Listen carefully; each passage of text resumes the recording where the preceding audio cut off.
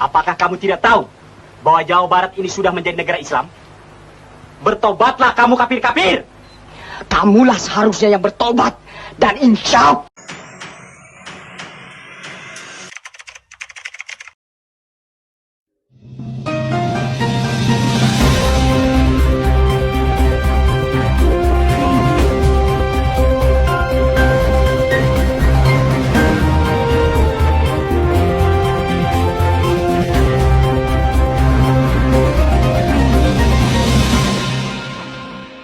Assalamualaikum warahmatullahi wabarakatuh. Selamat siang pemirsa, seputar informasi kembali hadir di sela-sela aktivitas Anda bersama saya Ivan Fadila yang akan memberikan informasi terbaru. Jadi di sini saya membahas seputar pemberantasan DI-TNI. Nah, DI-TNI ini merupakan singkatan dari Darul Islam. TNI-nya ini merupakan singkatan dari Tentara Islam Indonesia. Nah, DI-TNI ini adalah sebuah gerakan pemberontakan yang bertujuan untuk mendirikan negara Islam di Indonesia. Di sini ada rekan-rekan saya, boleh nih langsung aja perkenalkan diri dulu nih kan? Di sini saya bernama Zulfan Khalilullah Alisya dan rekan saya bernama Kenasyal Juwani. Di sini kami akan menjelaskan pemberontakan DI dari Jawa Barat. Oke, boleh perkenalkan diri dulu nih. Kita di sini sendiri. Iya betul. Ya saya dan Fadila. Di sini saya akan menjelaskan pemberontakan DI di Kalimantan Selatan. Karena tadi memperkenalkan diri dulu dari Jawa Barat, boleh nih dari Jawa Barat dulu. Boleh. Jadi mungkin diceritain awal mulanya ya. Ya, sejarahnya didirikan itu kapan? Ya, jadi awal mulanya dilatar belakangi kekecewaan Kartosuwiryo atas pemerintahan Republik Indonesia.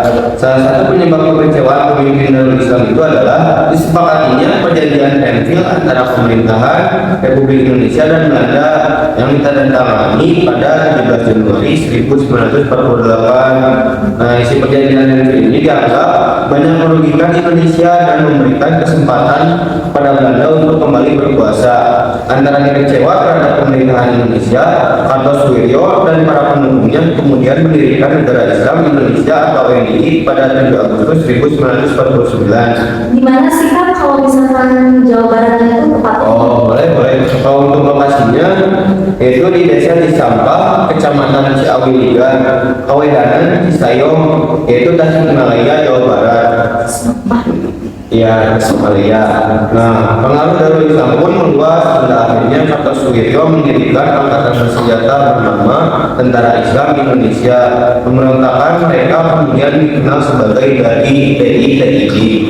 Tujuan DI-TNI Jawa Barat itu apa sih? Oh, tujuan dari dibentuknya TNI sendiri adalah untuk memerangi pasukan TNI agar bisa memisahkan diri dari negara Indonesia. Jadi mereka tuh kecewa dan ingin memisahkan diri dari negara Indonesia dengan cara memerangi TNI gitu. Selanjutnya ada sejarahnya mungkin saya. Jadi sejarahnya pemberontakan TNI di Jawa Barat merupakan pelopor gerakan ini. Pemimpinnya bernama Kartosuwiryo adalah sebagai imam atau petinggi dari negara Islam Indonesia. Kemudian diakui oleh wilayah-wilayah pemberontakan lainnya. Selanjutnya terjadi pertempuran antara pasukan divisi Siliwangi dan pasukan TNI di Malango. Kemudian Kartosuwiryo pada 7 Agustus 1949 memproklamasikan berdirinya negara Islam Indonesia. Pemberontakan DI di Jawa Barat dikemas dengan berbagai cara. Salah satunya dengan melakukan pendekatan pribadi yang dilakukan oleh Ketua Masyumi Muhammad Nasir, namun mengalami kegagalan. Selain itu, operasi Pagar Betis yakni strategi militer dengan menyatakan kekuatan rakyat. Strategi ini membuat gerakan pasukan TNI semakin sempit. Lalu pada 4 Juni 1962 pasukan divisi Siliwangi berhasil menangkap Kartosuwiryo. Saat itu Mahkamah Angkatan Darat Jawa Barat Dewa Madura menjatuhi hukuman mati kepada Kartosuwiryo. Nah, jadi karena pemberantasan yang pertama gagal, akhirnya mereka melakukan pemberantasan kembali yang dinamakan itu Operasi Pagar Betis. Nah, apa itu Operasi Pagar Betis? Operasi Pagar Betis adalah operasi militer yang untuk mengakhiri pemberontakan DTI di Jawa Barat yang dipimpin oleh Kartosuwiryo untuk mengangkat Kartosuwiryo dengan mengepung markas pemberontakan di Gunung Geger. Gunung Geger itu tempatnya di mana? Ada tempatnya di Bandung. Ya. Dalam operasi ini, TNI dipimpin oleh Divisi Siliwangi mengepung wilayah-wilayah yang menjadi basis kekuatan DTI dan membatasi gerakan mereka. Operasi ini dinamakan Pagar Betis karena pasukan TNI mengepung basis-basis pemberontakan DTI sehingga membatasi ruang gerak mereka. Akhirnya pada 4 Juni 1962, Kartosuwiryo berhasil ditangkap di Gunung Geger. Tangkapnya Kartosuwiryo ini mengikuti pemberontakan DTI di Jawa Barat. Nah, mungkin kayak lebih jelasnya ya, penangkapan itu bagaimana? Ya, bisa dijelasin? Ya, penangkapannya guna menanggulangi pemberontakan dari DTI di Jawa Barat. Pemerintahan mengeluarkan peraturan nomor 29 tahun 1998 yang berisikan tentang penumpasan DTI. Salah satu caranya adalah dengan menurunkan pasukan Kodam Siliwangi dan menerapkan taktik pagar betis. Taktik pagar betis ini dilakukan dengan menggunakan tenaga rakyat dengan jumlah ratusan ribu untuk mengepung tempat persembunyian DTI. Tujuan lainnya dibentuk pagar betis yaitu untuk mempersempit ruang gerak DTI.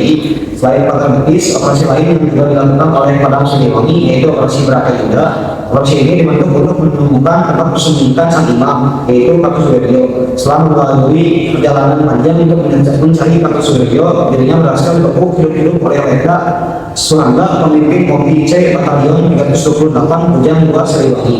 Tangkapnya Kartosuwiryo ini menjadi awal mula teratasinya pemberontakan DTI karena tadi mereka yang meneruskan juga. Nah, jadi setelah tadi yang pemberantasan pertama dilanjuti oleh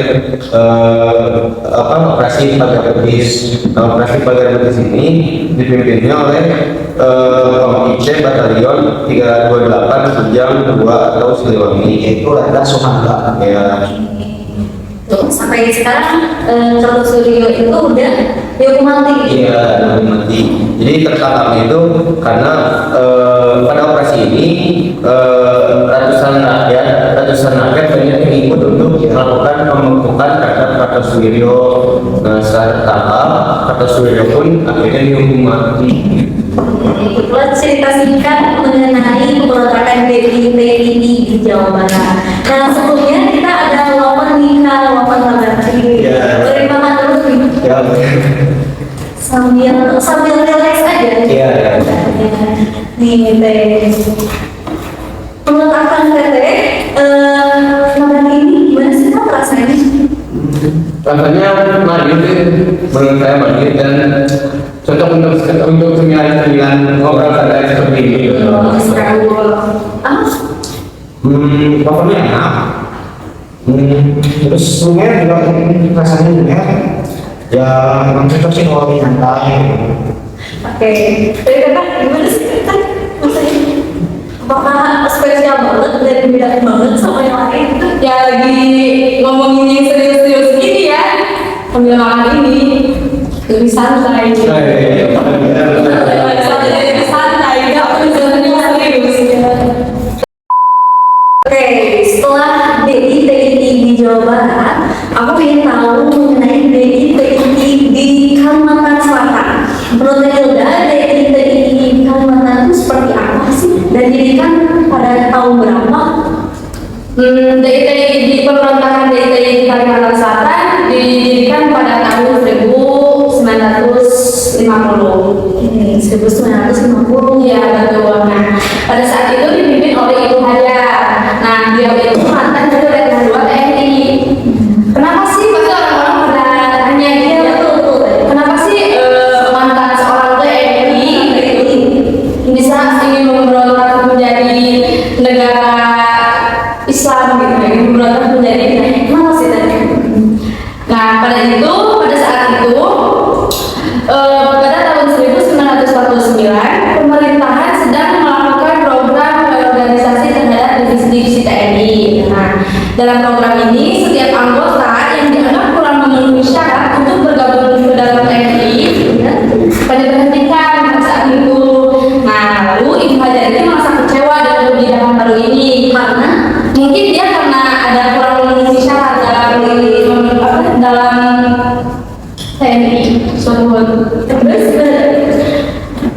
Ya, lanjut.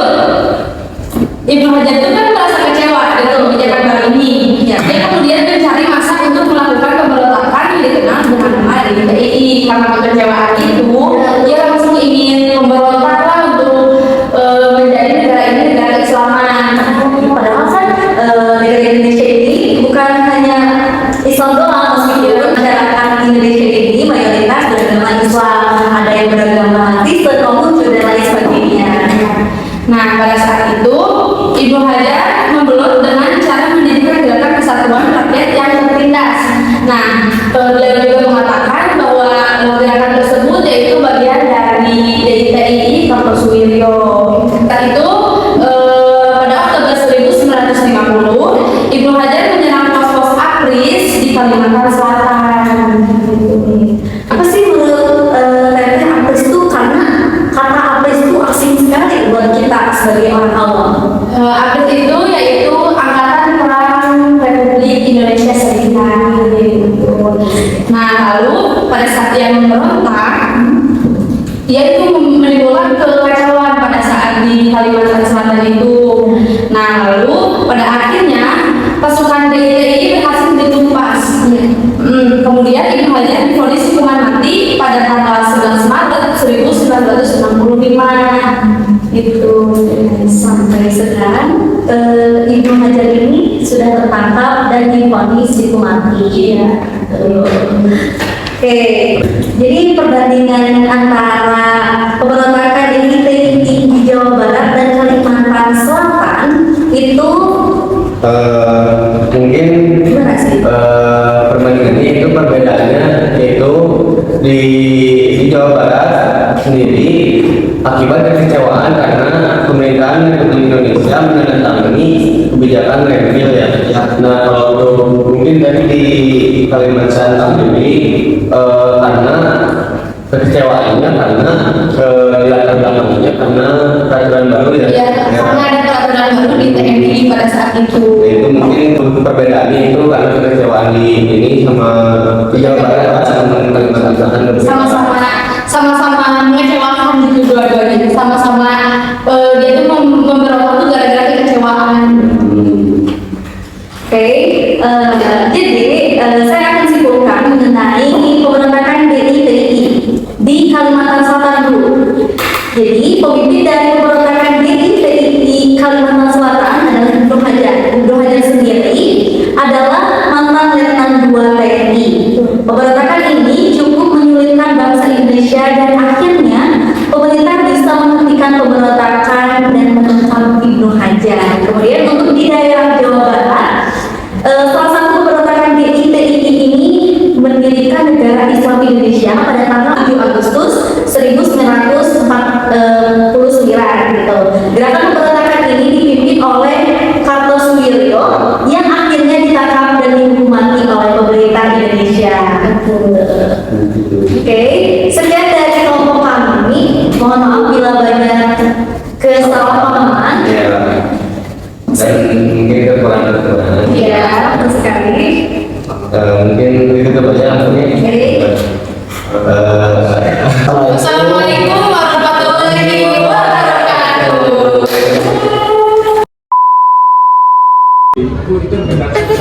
Karena tahu gak sih inti dari pemberontakan DITI ini yang lagi happening banget antara Jawa Barat dan Kalimantan Selatan? Jelas tahu dong. Jadi ini dari video pemberontakan DITI di Jawa Barat dan Kalimantan Selatan ini, mereka sama-sama ingin memproklamirkan diri untuk menjadikan Indonesia ini sebagai negara Islam, yang mana mereka ingin mengubah dasar negara Indonesia yang tadinya Pancasila menjadi syariah Islam. Lalu pemicu dari pemberontakan di Jawa Barat itu karena mereka tidak setuju akibat perjanjian Renville, yang mana penjajahan Renville tersebut berisi bahwa Jawa Barat itu berada di kekuasaan Belanda. Lalu pemicu di daerah Kalimantan Selatan sendiri adalah mereka tidak terima bahwa mantan para pejuang mereka itu ditolak oleh APRIS, dan mereka juga kecewa bahwa di dalam APRIS itu ada KNIL, yaitu Tentara Hindia Belanda. Oke, terima kasih Teh. Dadah.